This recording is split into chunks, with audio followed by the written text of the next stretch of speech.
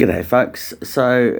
I was reading in today's in ODT that they've got the extinction people out there by the New Zealand railway station down in Dunedin, one of the apparently most amazing buildings in New Zealand.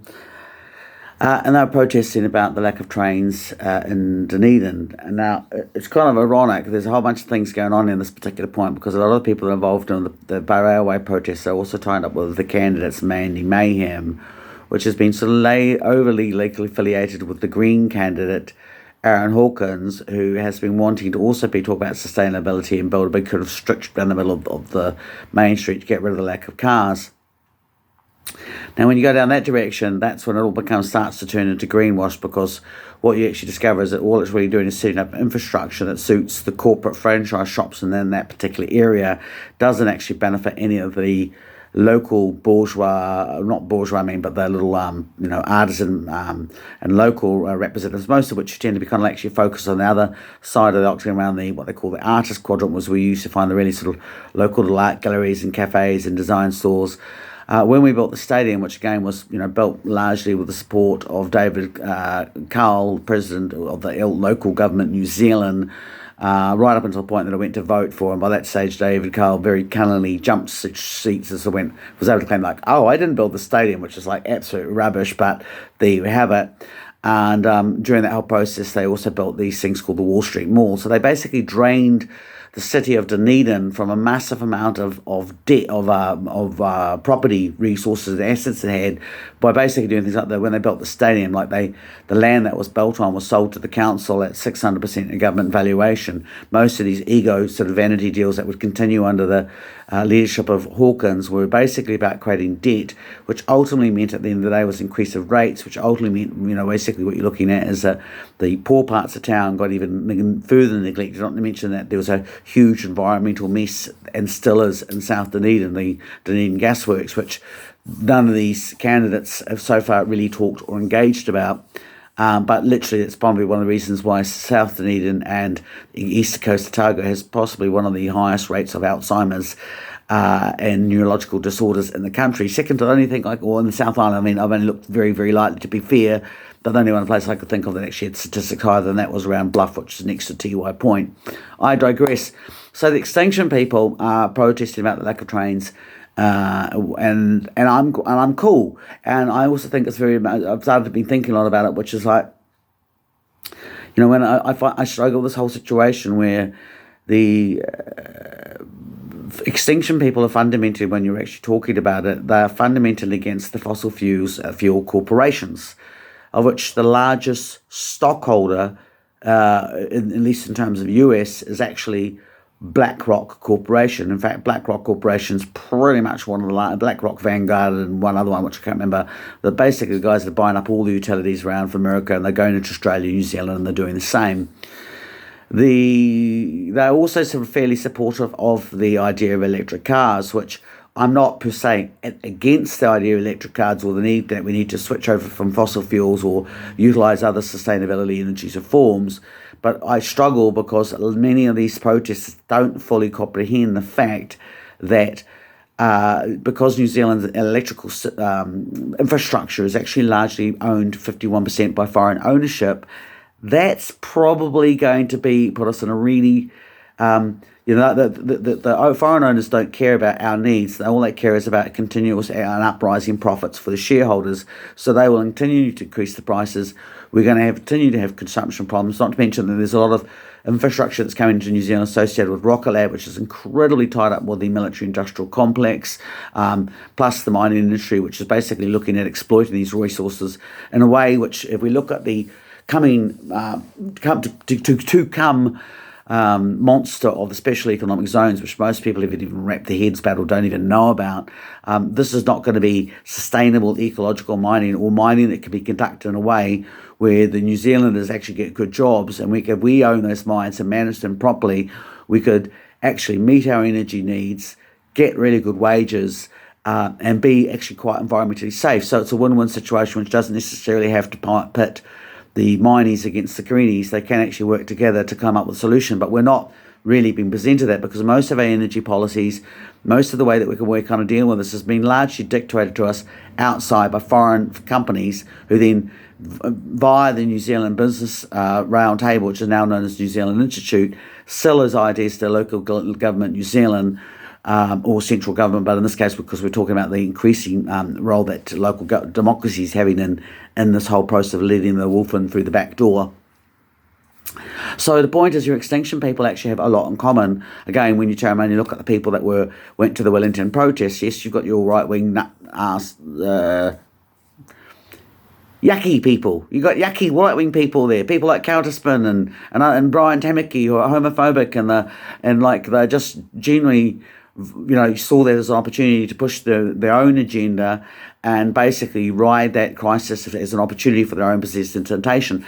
That media, of course, that big corporate media chose specifically to focus on these people as well. And they've been pushing this entire agenda about polarisation and getting us really wham, wham, wham, while the only people that actually win out of that is the big corporations. Significantly, of course, is that when we turn around, I think ultimately the message that you need to get out of this video today is Stephen Jennings, Stephen Jennings, Stephen Jennings, and one more time all together, Stephen Jennings! Stephen Jennings is the New Zealand Initiative, chairman of the New Zealand Initiative, but let's go all the way back because we're talking rail. Back in the basically 1990s, when all these New Zealand, you've got people in the extinction movement that are there because they've latched onto it and they've been told, they've been steered in that direction. And there's plenty of those people that also went to the TPPA and apparently went there to eat their lunch because they sure as hell weren't listening to what was actually being said about what the real enemy was. So, they're against the big, petroleum corporations. And then on the other side, of course, we've got these people that were going to there, not just because they were anti-homophobic or wanted a right-wing government, or even necessarily because they were anti-vaccine. But let's accept that really childish cliche. When you want to actually smear everybody, one brush all sucks all. Let's just accept that for a moment and go, okay, so you had a group of people there that actually weren't the biggest fans of the pharmaceutical corporations. And some of these people actually understood better, regardless of what your feelings about the vaccines were. And that's, again, I'm not an anti-vaccine at all, but what I was understanding was that the way in which we responded to it ultimately meant at the end of the day, our medical response ultimately did one thing, was it maximized the profits for these corporations, specifically the pharmaceutical corporations, of which, guess who's one of the biggest owners? BlackRock. Usual suspect names. I mean, this is the thing that it shouldn't be that hard for people to actually focus on who the real bad guys are, because they are pretty much have got their fingers in every pie you care to name. So the BlackRock people very much big shareholders in things like pharmaceutical companies, plus own 90% of the US media, and increasingly owning up big chunks of the New Zealand media as well. So they're really shaping the narrative and really exasperating the sense of polarization and this whole process so that during the protests, during the COVID, 450 journalists got fired, but only 150 got their jobs back. So when you're looking at what that does political pressure-wise, it was just one of the myriads of a whole bunch of things that they did there to really kind of the media wasn't really incentivized to cover things from a balanced and fair coverage and try and go, well, actually, over here we've got the really, really shady right-wing people and we need to dump hard on them. Right over here in the very, very, maybe a bit smaller, but there's some really, really shady extremists on the far, far left. But here's in the middle, these people whose situation, their story is actually much more complicated. And some of it's not even about vaccines, it's about losing their incomes, because ultimately the response measure that we actually had to the COVID, regardless of what the science of the COVID was, things like, for example, our GDP dropped down. I think it was, I want to say 14%, but I think it actually was lower than that.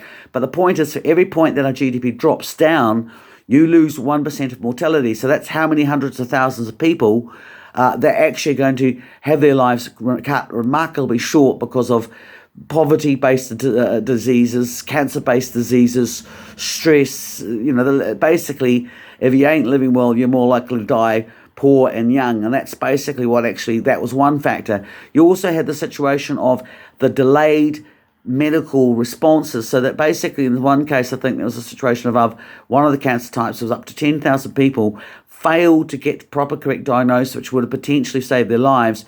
And that's the thing, man, that's the big fear to myself. Not every one of these people that failed to get a diagnosis would have lived. But overall, what you looked at was that 10,000 people moved from we could have saved you into the fatal cancer rate just on one cancer case alone. Now, when you look at the projections of the COVID, we were told that worst case scenario, 10,000 people will die, and we had to do this to save these 10,000 people.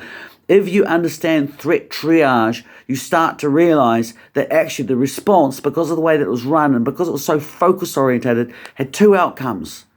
Now, outcome number one was that a lot more people died, and it put a lot more pressure on an already buckling health system than needed to be done. And number two was having had the situation of the Trans-Pacific Partnership Agreement, which I said to you, many of those people down at the Extinction protest down in Dunedin were also at that protest right alongside me and amongst. In fact, just the TPA was very much like the protest movement against the nuclear weapons in the 1980s. It was a bipartisan situation where all these people got together and went, we're Kiwis, we don't want it. Now, of course, we've got these things where we're completely divided and people won't talk to each other, and that they won't work with, they go to that protest so that particular person's there and vice versa.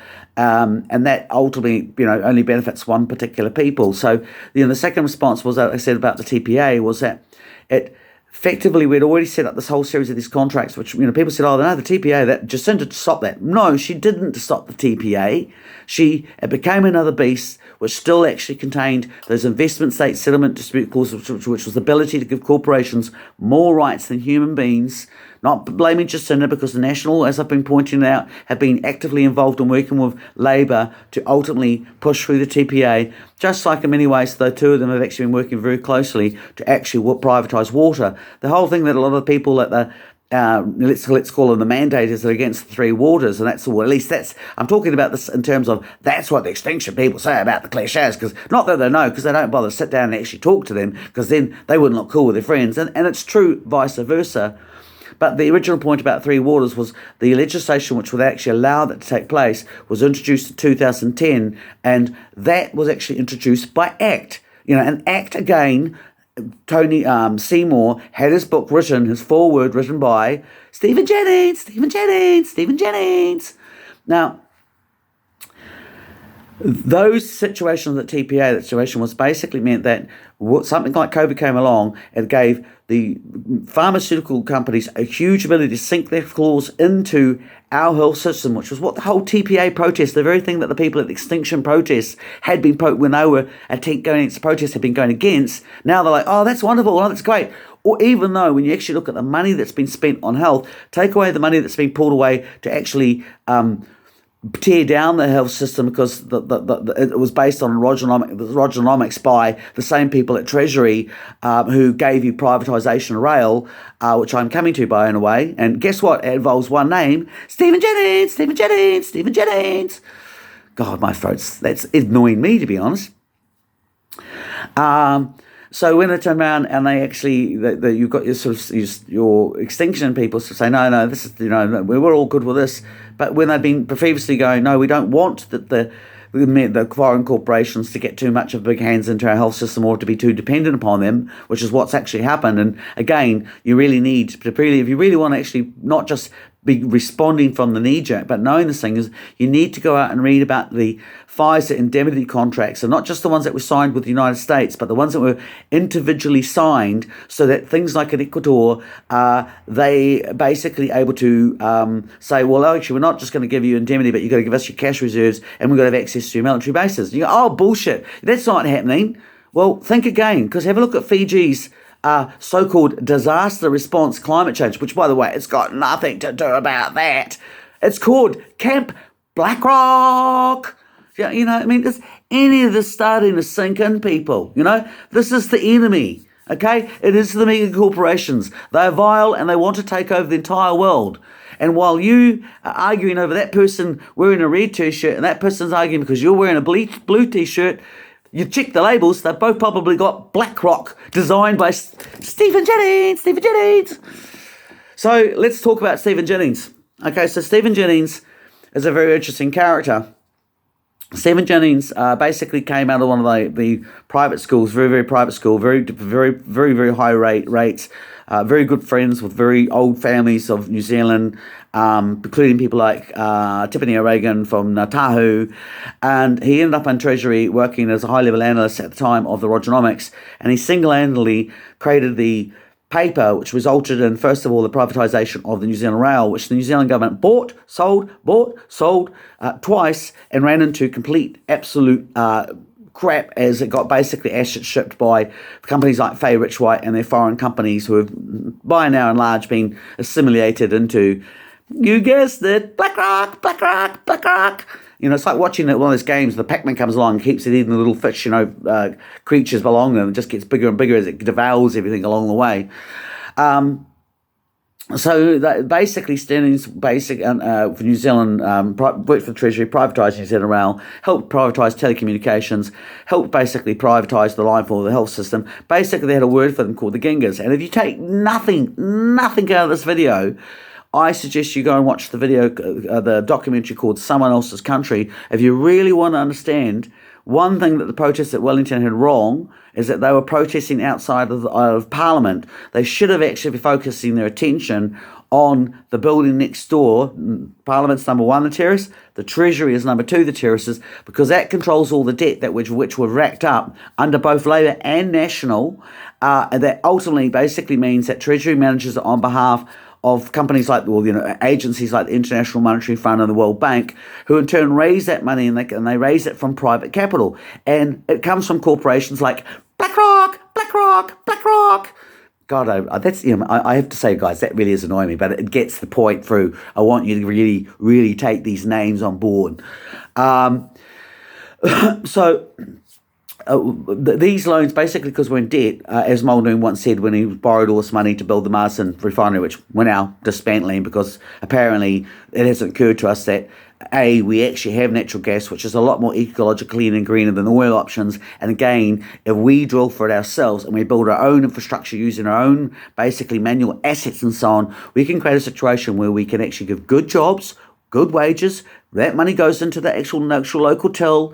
It can be done in a way because it's not like, it's like, problem with all these mining companies where they want to go rip, bust and shit, is that the New Zealand government's okay with that. It's because, technically on the surface, the law is that you can get a 50% return of the royalties. But once you actually start to look at underneath how it gets pulled apart, it rapidly drops down to about 3%. And of course, with the special economic zones coming through, special economic zones,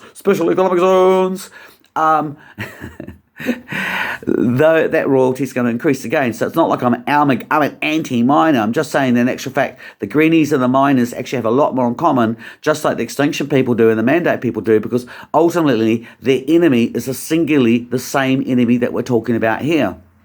You can actually tell the people that are the enemy because these are the people, whether they're Labour or people like Counterspin, Kelvin Alps, who I have absolute no respect for whatsoever at all, or even Sue Gray, because again, she's arguing for a type of Bill of Rights which is actually empowered by the UN Bill of Rights, which is what they call the New York Accords. And the New York Accords fundamentally are a corporate-based arbitration system, just like the TPPA is, which ultimately means that it disempowers individual rights and only empowers the corporations. And we all know which corporations we're talking about. Shall we say it together? BlackRock. I wish I had a lot of max headroom. So when you get the situation again where you're saying you've got the New Zealand Rail, Stephen Jennings comes in, he's doing all this really well. He then does so well that he sods off to Switzerland, which is where Faye Rich White have been disappeared after they've just been caught. Most of the younger ones don't even know who Faye Rich White is, but us Generation X, well, they were the, poster number one of the bad, typical merchant wolves of Wall Street kind of cowboys.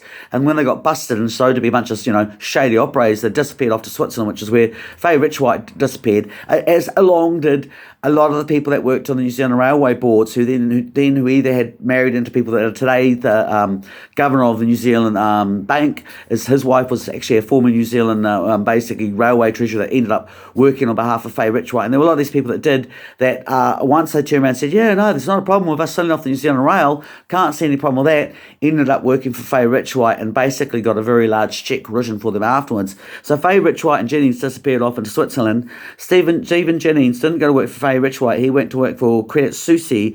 And then when the Soviet Union came to an end at the end of the 1998s, what basically happened was that they used the model which they'd utilised between Labour and National from basically all the way up until 2014, that would come later under John Key, to basically make sure that over 51% of our electrical grid line, this is a grid line which we're meant to be running a sustainable energy policy just for New Zealand company, when in actual fact it's driving us into an absolute energy nightmare, which is going to cause massive environmental degradation, masses of jobs losses. And as far as the mining company goes, because of the scab labour which you're bringing under in the special economic zones, the miners aren't going to want out of this either. So they could, if someone could explain this to them, they'd get it. They go, I'm not a greenie per se. I mean, I do love the environment, and I really, I guess my hair's longer than the average mining person is, but ultimately I'm saying to them, guys, don't support this because you don't need to. We can actually have our cake and eat it too, but if you go down this, you're not going to be invited to it's a big party, and as George Carlin would say, you're not invited, So Stephen Jennings basically used that model, which basically took away our sovereignty of our own electrical assets, which are now increasingly set up to support base things like the Amazon database, which is not carbon friendly, the Google guys that are coming into New Zealand. So all of this to gain more draining from our energy supply, and these guys basically. Jennings went into Russia, first of all, St. Petersburg, where Vladimir Putin was the mayor, and they started with a pilot program called the Bolshevik Biscuit Company, and they went in to all the people that worked at the Bolshevik Biscuit Company. Congratulations, comrade, you are no longer members of Soviet Union, USSR. This is no longer a workers' paradise. We all give you resources. Welcome to capitalism. Hoo-ha, hoo-ha, and they gave these guys these $1,000 shares. And when they gave them these $1,000 shares, that was great, but it was like late 1990s. This is about the same time the neocons are saying to the American government, we need we need to expand military and carry on the big American imperialism. And we've got to find a way that we can hide our military, our cold-blooded, sociopathic military fucking war machine, and actually make it look like we're actually Santa Claus, and actually carry on our current major industry, which is exploiting the rest of the world and effectively being tyrannical warlords that are going to kill and burn this planet to a crispy critter. So Jennings went in about that time, and people didn't have food in the cupboards, and there wasn't jobs available, and there wasn't any real hard currency, and the ruble was worth nothing. So when some Yankee turns up with a crisp $100 bottle and literally a fresh bottle of vodka, because they're such wonderful guys, these Yankees, everybody fell for it, and they sold their $1,000 shares for $100, and Jennings basically, times his profit by 10 for that one particular company.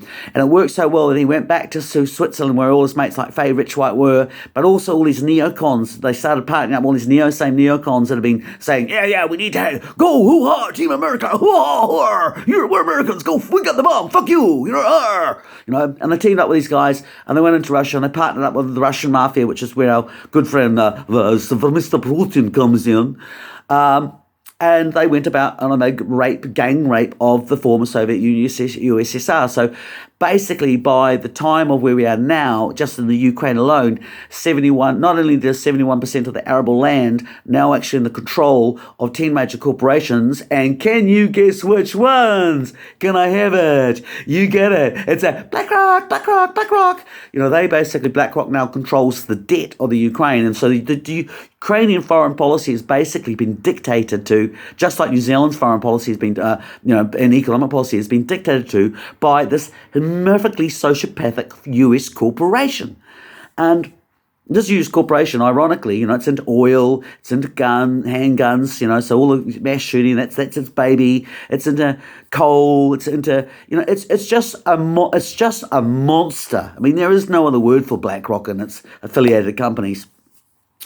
So they went in there and they partnered up with Vladimir Putin, and New Zealand, Jennings became actually the biggest banker in Russia. He went from being an analyst or a hedge fund analyst to a billionaire banker who has friends with all these like Russian oligarch. Oh, Steve, you're very good. You come on our private yacht. Yeah. We drink a lot of vodka. Good times. So they went in there, and they built this huge bank, and they proceeded to screw Russia silly. And Putin was very much in upon this. At some point, Putin turned around and ripped these guys off, I think specifically the City Bank of London. Most of the Le Carre books, which are like circa late 1990s, mid 2000s, are talking about the double cross between these former alliance partners, or as I like to call them, partners in crime. So at that point, things started to go a little bit Willy Wonka. But in the meantime, before that, it would take up until about 2008. It wasn't really 2014 that, it had gone from being we're having stern words to now we're having a lukewarm tea war, to now it's, slightly could scald you a little bit, to now we're at a hot war, to now we're actually at, if you look up in space, it's not a cold war up in space. It's a full-blown war between the Russian, but at the stage it's the Russians and the Americans, but it could expand very rapidly. We are in a world war right now, and it's not necessarily the kind of war that we fought before, and this is an economic war. It's more the war of checkbooks, although don't think that there aren't fatalities or it's any less brutal than a war of the tanks, but it's a war. And it's not like the proxy wars of the Soviet Union, where both sides would fight between third parties, because while it's happening on the land, up in space and on the market, the confrontation is very much like this. But in this period, you saw a lot of these Russians actually coming into New Zealand. So again, all these people go, the evil Putin. That's a big theme that's coming out of the Otago University, where Clifford Skeggs, who's the Chancellor of the University of Otago, was business partners with Vladimir Putin's Secretary of Agriculture. Okay, and then you look at the people that were actually involved in financing the America's Cup, and you look at the people like Kimmich, I think it's Mikhail Kimmich, and then you start to look at VTP. Mikhail Kimmich was above him was Mikhail Friedman, who then turned around and made Mike Moore a patron of his charity, the Ultimo Foundation, which was basically a big kickback foundation. It was there to pay politicians, and they got all the Paradise Papers and all this stuff that, this is not secret. This is actually major news, and you can find really good source work for it. It's just not widely reported on our main networks, which are increasingly owned by, you guessed it, I don't even have to say it now, do I? But I will. BlackRock. So these guys, Stephen Jennings, going back to him, and they basically made a lot of money, and they partnered with these people, which we all made very good, we make long love together. And then at one point, Putin took them off, and then he went round to all these people, which included these, more specifically he focused on, not the oligarchs or the Russian mafia that had been part of this three-way minutoire of investment into Russia, but it was specifically he focused on the neoconservative, people like Richard V. Allen, who today lives in Queenstown, basically right next to the Millbrook, where we have all our Five Eyes securities meetings, which actually suck us deeper and deeper into this Third World War, which again aren't considered largely newsworthy when they should. I mean, we're literally, people, get it. If there is a nuclear war, if there is a war, there are nuclear weapons involved. If there are nuclear weapons involved, we're all going to die. There isn't going to be a winner. There isn't going to be a loser. We're going to be fucked. And we're not actually taking it on board. We're treating this like it's a video game that all at the last 5 minutes, Bruce Willis is going to turn up and go, don't worry, Vista la visa, motherfucker. It's not actually how this is going to evolve. If we don't start to actually make our governments own that we shouldn't be involved in this, because this is just one out of control corporate speculation gone fucking mental, it's not even sane, it's insanity, it's purely driven psychopathy, So we were dealing with all these guys, which we were quite happy. We made a lot of money. We was helping rip it off. We didn't have a problem about it. But now that when he turned around and actually kicked these companies, because companies like UCOS or Richard V. Allen weren't paying their taxes, then the neocons started to get sulky. And people, and I say the neocons because it's actually the group within the inner Washington that supported the presidencies of both the Bush, the Reagan, the Obama, the Clinton administration, and I believe even the Trump administration. Ultimately, at the end of the day, you can go on about mega wagger to all you like, but at the end of the day, all the main things on Bush's principal policies stayed relatively the same.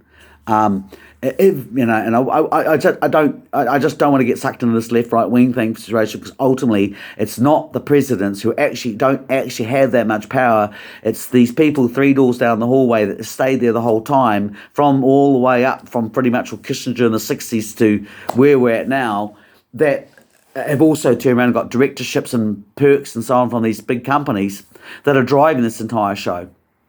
And Stephen Jennings, in this case, is what, where he's come from, is that he pulled out of Russia when the writing was on the wall, and he pulled out earlier, and only these kind of other guys started to come out later on, and now they're all whining and bitching about it, even though they were quite cool about it at the time, and nobody ever turned around and asked too many questions about these dodgy Russians that were setting up in New Zealand.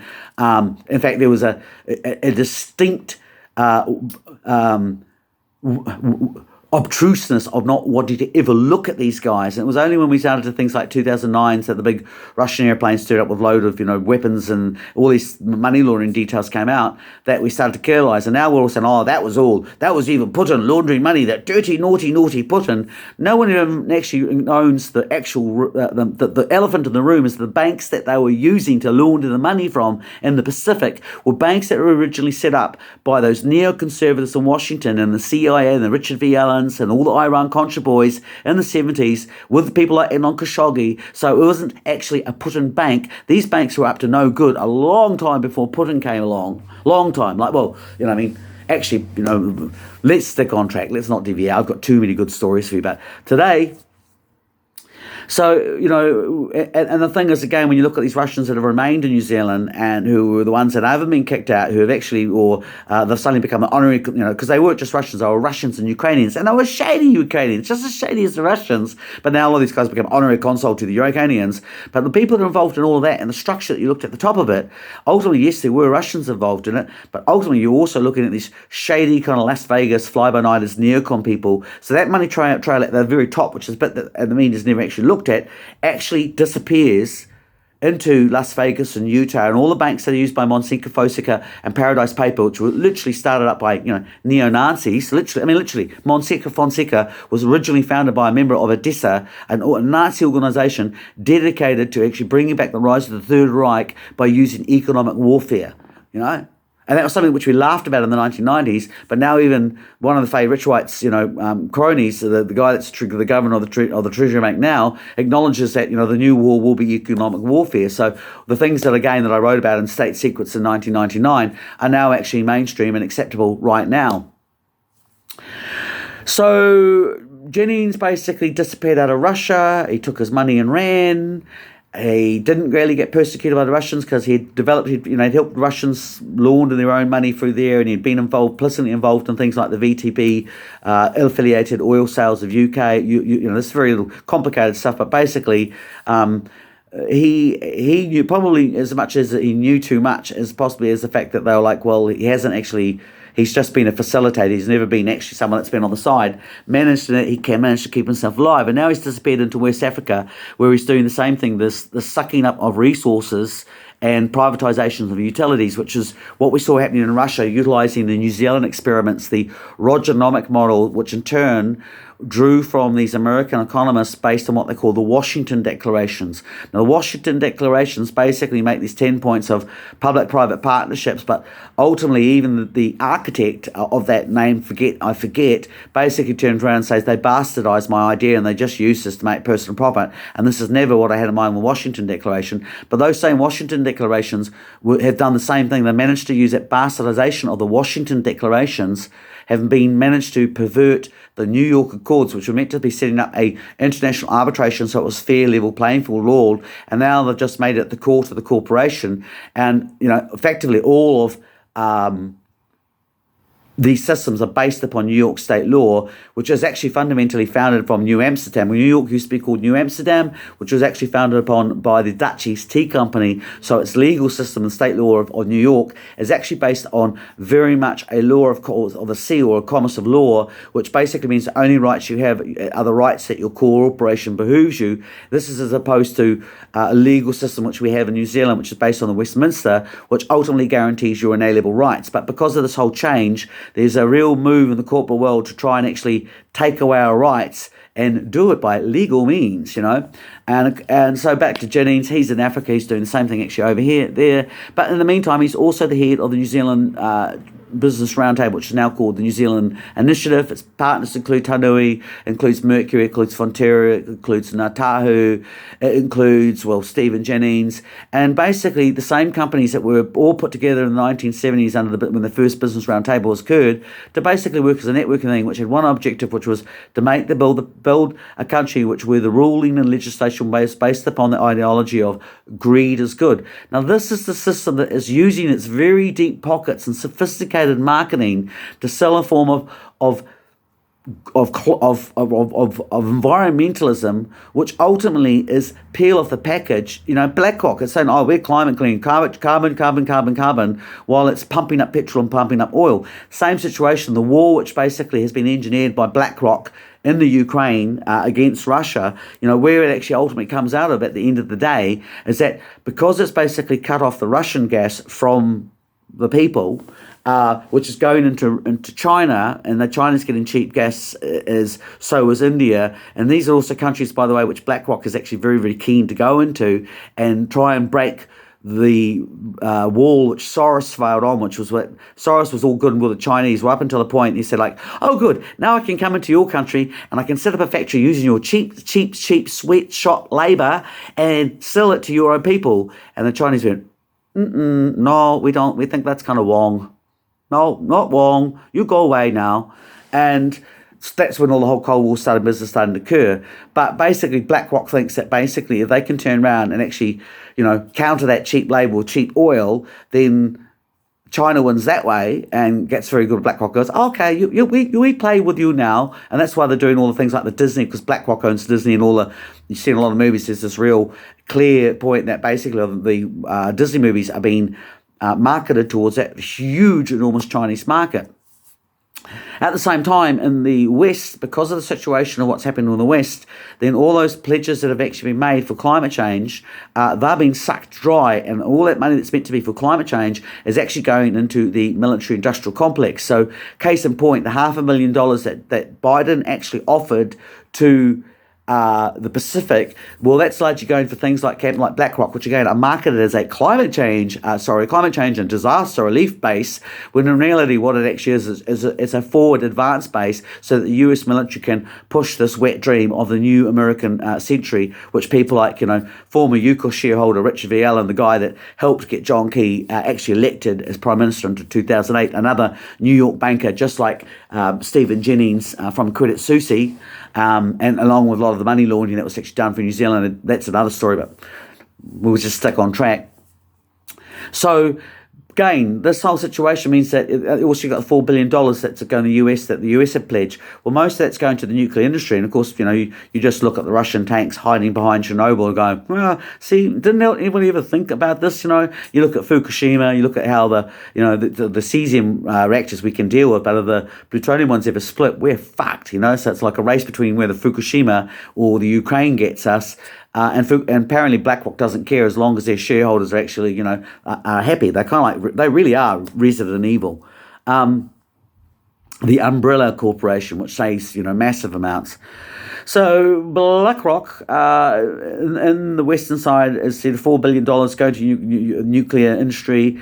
You look at the nuclear industry, it's specifically going into industries which actually are in involvement of refining plutonium, which ultimately the byproduct of plutonium is only used for one thing, and that is the creation of nuclear weapons, of which we really don't need that many more of, because right now we are at officially 100 seconds to midnight, the closest we've been since the missile cubal crisis, when we were 2 minutes to midnight. And when we were 2 minutes to midnight, that was like in 1953, the doomsday clock, which had been established by the Bulletin of Atomic Scientists, had been set up in 1947. So now we're at prior to the invasion of Russian, where Putin turned around and felt that he had to draw first because of all these economic things that he knew that time wasn't on his favour, and the problem with being a strong man is that you're probably never likely to actually fall asleep and die in your sleep. You always go to bed wondering whether or not that's going to be your last day for non-natural reasons. The back in the West, the missiles, they turn around again because they couldn't get any cheap oil from Russia. That means that they've actually had to turn around to countries like Saudi Arabia, original people that came into the Pacific, all these dodgy shady people in the 70s. Again, very much helped establish that whole Fonseca shady money laundering via using basically Arab oil dollars to basically start seed funding it. And so now basically all these guys who've got a lot of money spent on them and a lot of, basically the UN tolerating their less than democratic ways because they were processing and exiting from oil, and they were going to have a new type of technology based upon sustainability and electrical systems, and they were going to be more democratic and better with women. And then of course that was great till Jamal Khashoggi got chopped up in the floor of the US of the Turkish embassy, and it was because his crime was actually revealing that the Saudi Arabians and the Arab members of Vision 2030 had no intention. They wanted to use Vision 2030 to A, entrench themselves, and B, launch them as leading manufacturers of smart weapons and biological weapons in the next leading century. So these guys are back in the oil industry, still making lots of oil because of the situation in the Ukraine. It's mean now where that oil, we're having to suck out all the money that was meant to be for climate change. We're giving it instead basically to the Saudi Arabians to be brutal tyrants that they will actually, be the neocons, Buddy and Pals while they're running around basically gangbanging the planet. And that's where we're actually at. So again, boiling back to the original point, the issue of the extinction people and the idea that we need trains in Dunedin is a good idea. It's not going to happen because of the fact, and they're whistling Dixie and they're making a lot of noise and feeling good about themselves, but it's not going to happen because they don't actually understand the economic history of how we got here or who's driving this. And a lot of the people that are telling them that they're doing the right thing, but are making sure that they're not actually aware of some of these historical issues, which is equally true of the whole Voices of Freedom situation, where there are some really, really excellent people. In fact, there are. I mean, there are some people, they're not my cup of tea. Some of these people go to church, and some of these people have ideas about life which is different from me. But they're actually honest, hard-working people, and if you actually give them a chance and sit down and show all the bits and pieces, they do get it. But they don't get it when you're shouting and screaming at each other. And because we've set the whole environment up so that that's all we're doing is we are screaming and shouting at each other, we're not learning any of these things from each other, which allow us to maybe kind of compare notes and go, you know what, guys? I think we might have actually we should have been having this argument with somebody else. And probably the three people that I can think of that they should have been actually having it with would have been Stephen Jennings, BlackRock, and basically the third final person that actually, I can't remember that was, but obviously Stephen Jennings and BlackRock are the real villains of this movie. Oh, Richard V. Allen, of course, the neocons. So, Stephen Jennings is the New Zealand component of why it's happening in New Zealand. Richard V. Allen is the person that's actually kind of like the voice of why all the stuff, this climate change has been hijacked for this American stuff, and why our space industry has been hijacked for our, same for this military purpose. It's got nothing to do about making us learn more about our solar system or the planet or climate change. Again, another great distraction. And of course, the issue with BlackRock is ultimately, at the end of the day, both those people, Jennings and Richard V. Allen, because of the elements and people that they represent, come back to this one singular villain. So that is my little lesson to you about the reason why we really need to depolarize, and we need to start actually being a little bit more tolerant of everybody, and actually starting to hear and realize, we need to make it this simple.